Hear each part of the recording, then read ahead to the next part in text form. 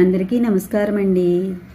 ఈరోజు పరిమళపు అర అనే కథను గురించి విందామా? పొద్దున్నే శారద తయారవుతున్నంతసేపు ఆరాటంగా ఇల్లంతా తిరుగాడుతున్న సరస్వతమ్మ, వెళ్ళొస్తానమ్మా, జాగ్రత్త, భోజనం చేసి కాసేపు నిద్రపో, ఏదైనా అవసరం అయితే ఫోన్ చేయండి అంటూ ఆమె ఆఫీస్కి వెళ్ళిపోయాక వరండాల్లో కాసేపు ఉండి ఆనాటి దినపత్రికను చదివే ప్రయత్నం చేసింది. మనసు నిమగ్నం కాలేదు. కొన్నాళ్లుగా ఆవిడికి ఆరోగ్యం బాగుండడం లేదు. ఎప్పుడూ కడుపు నొప్పనో కడుపులో మంటనో బాధపడుతోంది. తన పనులు తను చేసుకునేందుకు కూడా ఓపిక లేనట్టు తల్లి పడుతున్న అవస్థ శారద చూస్తూనే ఉంది. ఆవిడకు అలవాటైన డాక్టర్ దగ్గరకు తీసుకెళ్లి అన్ని పరీక్షలు చేయించింది. ఎక్కడా ఏ సమస్య లేదని చెప్పి ఆకలి వెయ్యడానికి, నిద్ర పట్టడానికి మందులు ఇచ్చాడు ఆయన. సరస్వతమ్మకి డాక్టర్ మీద నమ్మకం పోయింది. తను పడుతున్న బాధ ఏమిటో ఈయన పట్టుకోలేకపోయాడు అనుకుంది. శారద ఏం చెయ్యాలో తోచక తల్లి ఆరోగ్య పరిస్థితి గురించి ఢిల్లీలో ఉన్న అన్నగారితోనూ హైదరాబాద్లో ఉన్న అక్కయ్యలతోనూ ఫోన్లో మాట్లాడింది. ఆవిడ బాధపడుతుంటే ఇన్నాళ్ళు ఆలస్యం చేసేవెందుకు శారదా, వెంటనే డాక్టర్ దగ్గరికి తీసుకెళ్లి చూపించు. తీసుకెళ్లానన్నయ్య, డాక్టర్ దగ్గరికి వెళ్దామంటే వద్దంటుంది. ఆయన సరిగా చూడట్లేదు అంటుంది. పోనీ మరొకరి దగ్గరికి వెళ్దామంటే రాదు. తిండి బాగా తగ్గించేసింది, నీరసపడిపోయింది, తెల్లవార్లు నిద్ర పట్టదంటోంది. నువ్వొకసారి వస్తావేమో, నిన్ను చూస్తే ఆవిడికి కాస్త ధైర్యం వస్తుందని నీకు చెబుతున్నాను. ఒక్కరోజు సెలవు దొరకడం కూడా గగనమే. ఎలా రమ్మంటావే, నువ్వు దగ్గరున్నావు, ఆ మాత్రం ఆవిడికి ధైర్యం చెప్పలేవు అంటూ విసుక్కున్నాడు ఆయన.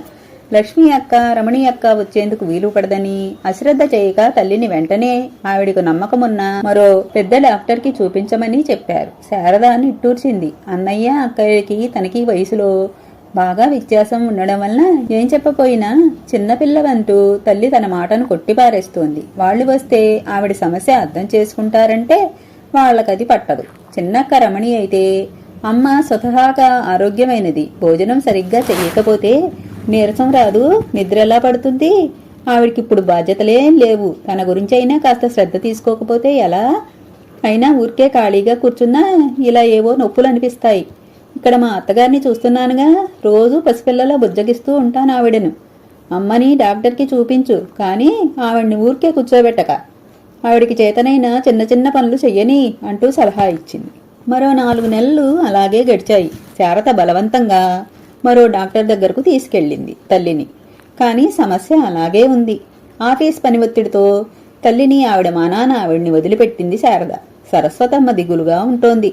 రోజూ ఏదో ఒక బాధతో అవస్థ పడుతూనే ఉంది. ఒక్కో రోజు శారద ఆఫీస్కెళ్లే సమయానికి కూడా నిద్రలేవదు. అమ్మా, 9 కావస్తోంది, ఇంకా లేవలేదేం? లేచి ముఖం కడుక్కుంటే కాఫీ కలిపిస్తాను. శారద మాటలకి అయిష్టంగా మంచం దిగేది. ఒక్కోసారి నాకు లేవాలని లేదే అంటూ పక్కకి ఒత్తిగిల్లి పడుకునేది. ఆ రోజు సాయంత్రం శారద ఇంటికొచ్చేసరికి తల్లి దగ్గర కూర్చున్న పక్కింటి లలిత కనిపించింది. ఒక్క క్షణం భయం వేసింది. చెప్పులు విడిచి తల్లి మంచం దగ్గరికి వెళ్ళింది. ఏమైంది అమ్మకి? ఆ వేళ్లప్పుడు ఎప్పుడూ ఆవిడ పడుకుని ఉండడం చూడలేదు శారద. గుండె దడగా ఉందని, ఏదో ఆందోళనగా ఉందని నన్ను పిలిచారు. నాకు సాయంత్రం క్లాసులు లేవని పెందరాళే వచ్చాను. ఈ వేళ డాక్టర్ దగ్గరకు వెళ్దామంటే వద్దని కాసేపు తన దగ్గర కూర్చోమన్నారు. గంట క్రితం నేను వచ్చినప్పటికంటే ఇప్పుడు తేరుకున్నారు. లలిత మాటలకు దిగులు పడిపోయింది.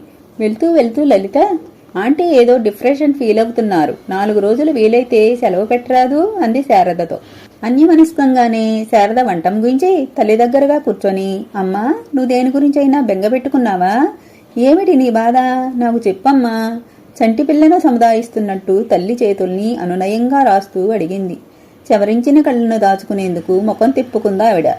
శారద మనసు నీరైపోయింది తల్లిని అలా చూస్తుంటే. ఆవిడను పరిశీలనగా చూసింది. ఆ ముఖంలో దిగులు కొట్టొచ్చినట్టు కనిపిస్తోంది. ముఖం మరింత పలసబడిపోయింది. తండ్రి ఉన్నప్పుడు ఎంత నిండుగా నిబ్బరంగా ఉండేది. ఏనాడైనా ఇలా తనకు బావులేదంటూ చెప్పిందా? నిజంగా ఒళ్ళు విచ్చజేసినా ఒప్పుకునేదా? జీవితాన్ని నిత్యం ఒక పండుగలా చైతన్యవంతంగా నడుపుకున్న వ్యక్తేనా ఈవిడ? తల్లి ఏనాడైనా కన్నీరు పెట్టుకున్న సందర్భం తనకు జ్ఞాపకమే లేదు. ఆవిడ జీవితంలో తండ్రి పాత్ర ఎంత బలమైనదో తనకు తెలుసు. ఆయన లేకపోవడాన్ని ఇన్నాళ్లైనా జీర్ణించుకోలేక ఇలా అవస్థపడుతోందా? మానసికంగా నలిగిపోతూ శరీరాన్ని శుష్కింపజేసుకుంటోందా? శారదా, నీ జీవితం ఇలా అవటం చూడలేకపోతున్నానే. నాన్నగారు నేను నీకు అన్యాయం చేశాం అని బాధగా ఉంది. అక్కయ్యల పెళ్లి విషయంలోనూ అన్నయ్య పెళ్లి విషయంలోనూ ఆ నిర్ణయాలు తప్పు కాలేదు. మీ దగ్గరకు వచ్చేసరికి ఆవిడ మరి మాట్లాడలేకపోయింది. ఆ విషయం గురించి నువ్వు దిగులు పెట్టుకోవాల్సిన అవసరం లేదు. మీరు మంచిదని చూసి చేసిందే, మీ లోపం లేదు. ఆ వ్యక్తికి నాతోనే పేచి. అతని గుణాల్ని దగ్గర నుండి చూసిందాన్ని నేను. కలిసి బతకలేను అని నిర్ణయించుకున్నది నేను. నాన్నగారు అర్థం చేసుకున్నారు. నేను సరైన నిర్ణయం తీసుకున్నానని ఆనాడు నువ్వు ఒప్పుకున్నావు. అదొక పీడకల. అది ఆలోచించి నీ ఆరోగ్యం పాడు చేసుకోకు. తల్లిని ఓదార్చింది. అమ్మా, నువ్వు కొన్నాళ్ళు అన్నయ్య దగ్గరకో అక్కయ్యల దగ్గరకో వెళ్తానంటే తీసుకెళ్లి తింపుతాను. నీకు వాతావరణం మార్పు ఉంటుంది. నీ ఆరోగ్యం కూడా కాస్త కుదుట పడుతుందేమో. వీలైతే ఇంకొక డాక్టర్ సలహా కూడా తీసుకోవచ్చు. ఏమంటావు? శారదా, నేను ఏనాడు ఇల్లు దాటి వెళ్ళిన దాన్ని కాదు. ఇంకెక్కడా ఉండలేనే. నా బలం ఈ ఇల్లే. అలా అని ఇల్లు వదలక ఎప్పుడూ ఇక్కడే ఉంటానంటే నా బాధ్యత పూర్తిగా నీ మీద పడిపోతోంది. నీకు సాయం చేసేందుకు ఎవరూ లేరు.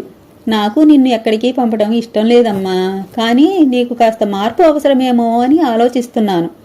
శారు, ఎల్లకాలం నువ్వు మాత్రం నా కోసం ఇక్కడ కూర్చునేందుకు అవుతుందా? ఏమో, అప్పుడు ఏం చేస్తానో నాకే తెలియదు. ఆవిడికి మళ్లీ దుఃఖం ముంచుకొచ్చింది. శారదకి తల్లిని ఎలా ఓదార్చాలో తెలియలేదు. తనకి అలాంటి ఆలోచనలు లేవని మళ్లీ మళ్లీ చెబుతూనే ఉన్నా తల్లి ఆందోళనలోనే ఆలోచిస్తూనే ఉంది. అది ఆవిడకు అభద్రతను ఇస్తోంది అని అర్థం అవుతోంది.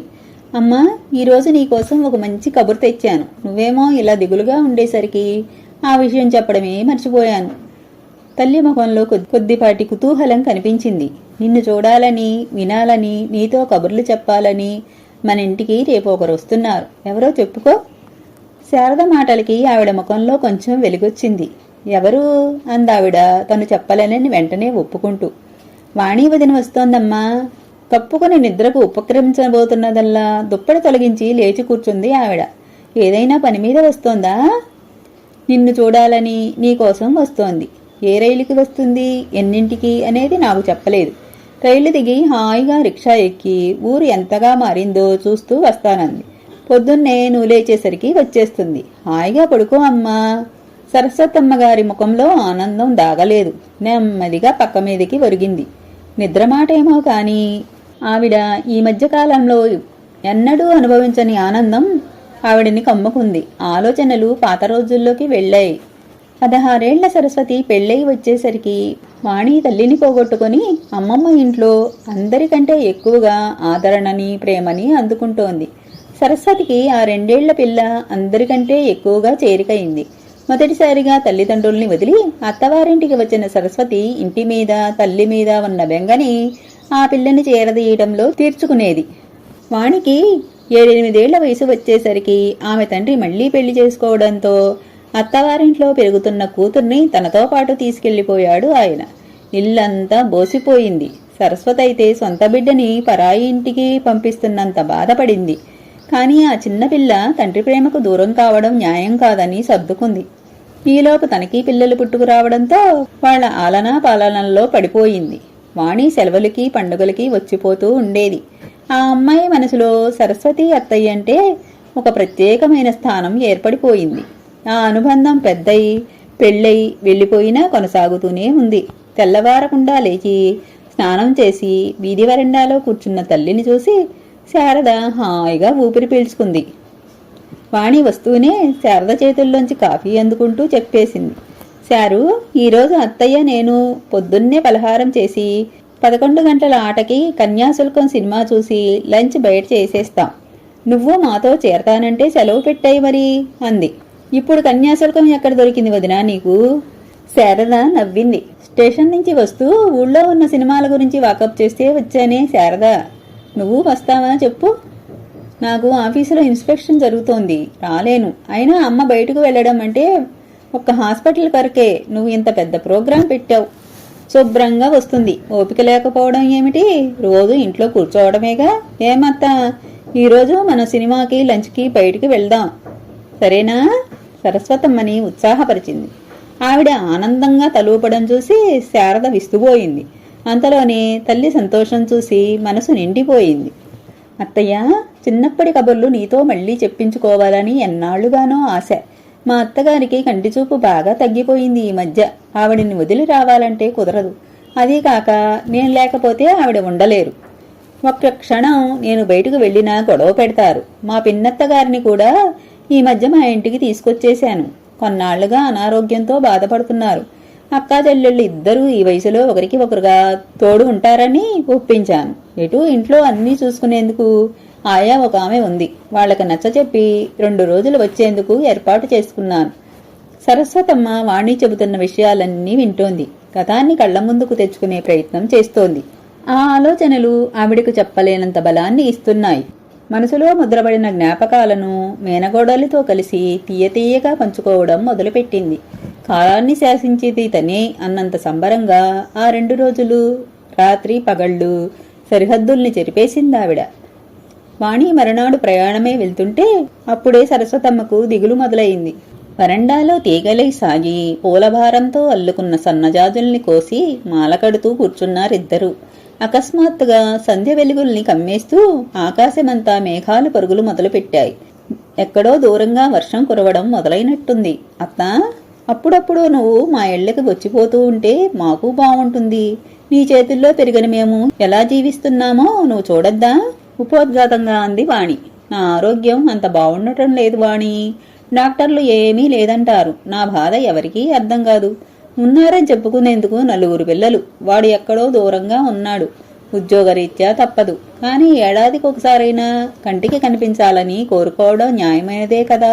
ఆడపిల్లలిద్దరూ వాళ్ల నాన్నగారు ఉన్నప్పుడు ఏం వచ్చారో అంతే. ఆ తర్వాత రావడం క్రమక్రమంగా తగ్గిపోయింది. మంచికి చెడుకి ఆయన సలహా కోసం వచ్చి వెళ్తూ ఉండేవారు. నేను ఉన్నానన్న జ్ఞాపకం లేదు వాళ్లకి. ఇప్పుడు రావటానికి సమయమే లేదంటారు. అంతెందుకు, నెలకోసారైనా ఫోన్ చేసి అమ్మతో మాట్లాడాలనుకోరు. ఎప్పుడో ఒకసారి ముక్తసరిగా బాగున్నావా అని పలకరిస్తారు. వాళ్లతో 4 మాటలు పంచుకోవాలని ఉంటుంది.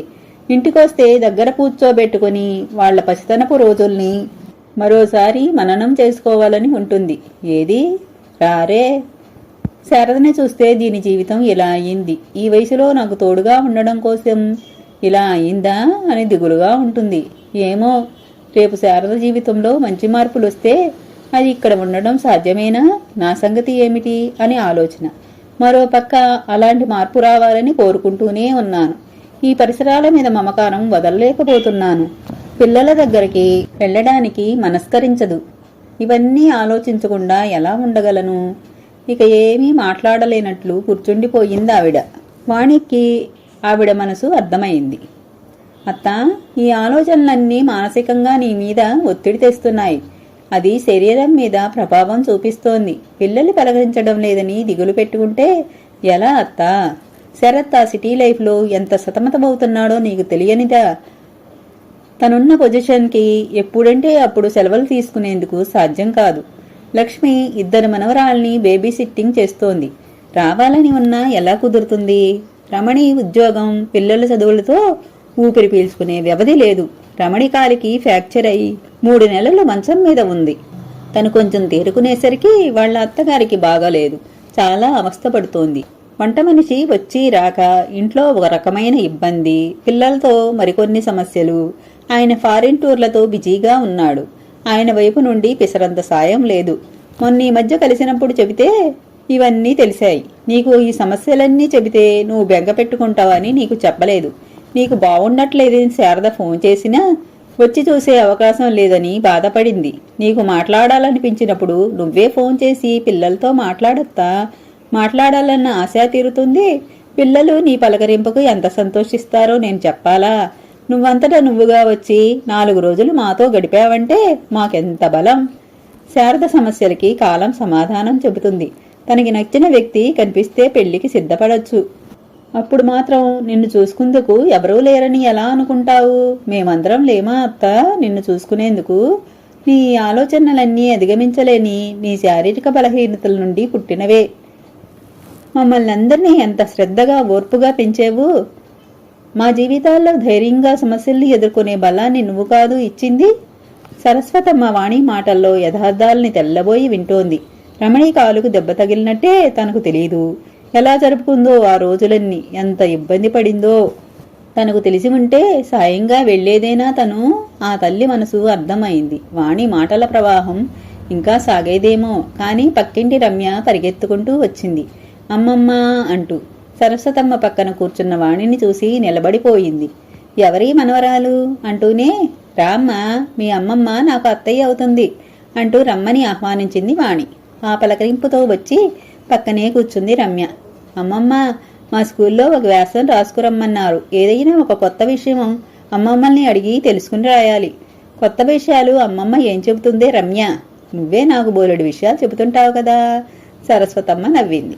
ఇంట్లోకి అడుగు పెడుతున్న శారద నవ్వుముఖంతో ముందు వరండాలో కూర్చుని రమ్యతో కబుర్లు చెబుతున్న తల్లిని చూసింది.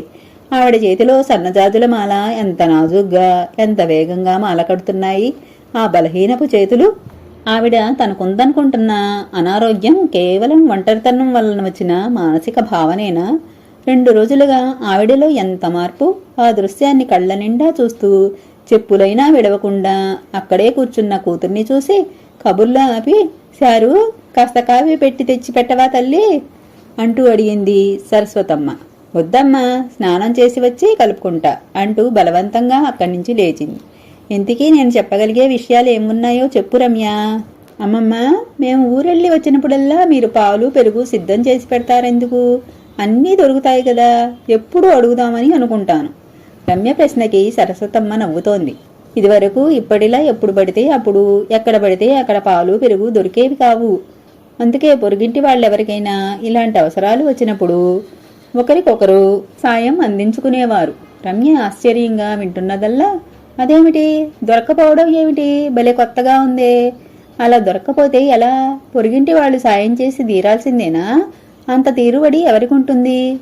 తీరుబాటు ఉండడం లేకపోవడం కాదు, తమ తోటి ఇరుగు పొరుగువారు నిత్యం కలిసిమెలిసి ఒక కుటుంబంలా ఉండే మనుషులు ప్రయాణం చేసి వచ్చి అలసిపోయి ఉంటారు. ఆ ప్రయాణం ఎలా జరిగిందో, వాళ్ళు వెళ్లిన పని సక్రమంగా పూర్తి చేసుకొచ్చారో లేదో, దూరాన ఉన్న వాళ్లంతా ఎలా ఉన్నారో అన్నీ కనుక్కొని వాళ్ళ యోగక్షేమాల్ని కనుక్కోవడం ఒక ఆనవాయితీగా అందరం అనుసరించేవారం. అదే అలవాటు ఇప్పటికీ మా తరం వాళ్ళకి. అయినా రమ్య, నువ్వు మాత్రం సమాజ సేవ అంటూ ప్రతి ఆదివారం నీ స్నేహితులతో వృద్ధాశ్రమాలకి, అనాథ శరణాలయకి వెళ్ళి సేవ చెయ్యడం లేదు? అది వేరు అమ్మమ్మ, వాళ్ళకి సేవ చేసే వాళ్ళ అవసరం ఉంది. నువ్వు అవసరం అన్నావే, అలాంటి అవసరం ఇరుగు పొరుగుల మధ్య, కుటుంబ సభ్యుల మధ్య ఉండవలసిన ప్రేమ, సహకారం, అవగాహన తగ్గిపోతుండడం వల్లనే కలుగుతోంది. నువ్వు చెప్పు, ఊరు నుండి రాగానే నేను వచ్చి పలకరిస్తే నీకు సంతోషంగా ఉండదు? అమ్మమ్మ నా కోసం ఎంత ప్రేమగా ఎదురుచూస్తున్నారు అనుకోవు? సరస్వతమ్మ నవ్వుతూ రమ్యని ప్రశ్నిస్తోంది. అమ్మమ్మ మనవరాళ్ల మాటలు సాగుతూనే ఉన్నాయి చాలాసేపు. వాణి లోపలికి నడిచింది. పెరట్లో ఆరిన బట్టలు తీసుకొస్తున్న శారద ఆమెకు ఎదురెళ్ళింది. వదినా, నువ్వు ఉన్న ఈ 2 రోజులు అమ్మ ఎంత ఉత్సాహంగా ఉందో చెప్పలేను. నేను రోజు చూసే అమ్మేనా అని ఆశ్చర్యం వేస్తోంది. నువ్వు వెళ్ళిపోతావంటే అమ్మ కంటే ముందు నాకు దిగులుగా ఉంది. శారద మాటలకి వాణి నవ్వింది. శారు, ఏళ్ల తరబడి ఉమ్మడి కుటుంబంలో ఉండి తన చుట్టూ ఉన్న వాళ్ళందరి అవసరాలు తీర్చేది తను మాత్రమే అన్న ఒక ఆత్మవిశ్వాసంతో అత్తయ్య రోజులు గడిచిపోయాయి.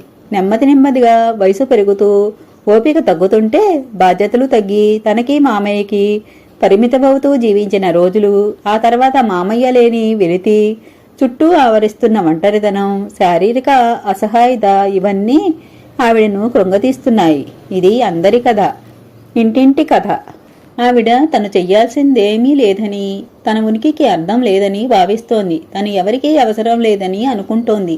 కానీ మనకందరికీ తను ఎంతో ప్రియమైన వ్యక్తి అని మనకి మార్గనిర్దేశం చేస్తూ దివిటీ పుచ్చుకొని మనకి ముందు తను నడుస్తూ ఉంటే మనకి బలమని పదే అత్తయ్యకు ఒక నమ్మకాన్ని ఇస్తూ ఉండాలి.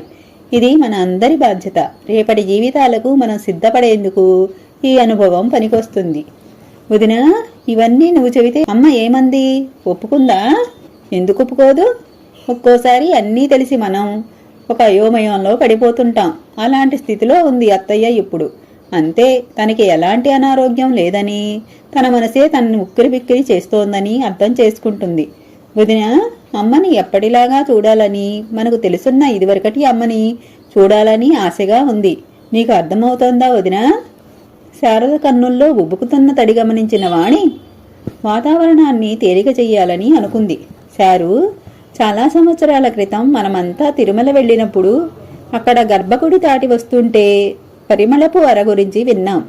ఆ అర దగ్గర ఉన్న అరుగు మీద మనసులో ఉన్న కోరికను చేతివేళ్లతో వ్రాస్తే అది ఫలిస్తుందని చెప్పారు కదూ. అప్పుడు నువ్వు ఏమన్నావు? నేను ఏమీ కోరకుండానే అన్నీ అమర్చి పెడతారు మీరంతా అంటూ మమ్మల్ని అందరినీ విసుక్కున్నావు, జ్ఞాపకం ఉందా? వాణి మాటలకు ఒక్క క్షణం అర్థం కానట్లు చూసింది. అంతలోనే వదినా అంటూ తడికళ్లతో నవ్వేసింది శారద. సాయంకాలం ఆఫీసు నుండి వస్తూ ఆకాశంలో ముసురుకున్న మేఘాల ముందు కూడా తల్లిని మునుపట్లా చూడాలని తను పడుతున్న ఆరాటాన్ని వెళ్లబూసుకునే వచ్చింది. పరిమళపు అర ఇంత దూరాన ఉన్నా తన మనసులో కోరికను ఇట్టే తెలుసుకున్నట్టుంది. చల్లని గాలుల పలకరింపుకి మేఘాలు చినుకులవుతున్నాయన్న కబురు పెరట్లోంచి మట్టివాసన మోసుకొస్తోంది. శారద ఆనందంగా వర్షంలోకి పరిగెత్తింది. ఈ కథ ఇంతటితో సమాప్తమండి. తిరిగి మరో మంచి కథతో మళ్ళీ కలుసుకుందాం. నా కథలు కానీ మీకు నచ్చినట్లయితే తప్పకుండా నా ఛానల్ని సబ్స్క్రైబ్ చేసుకోండి.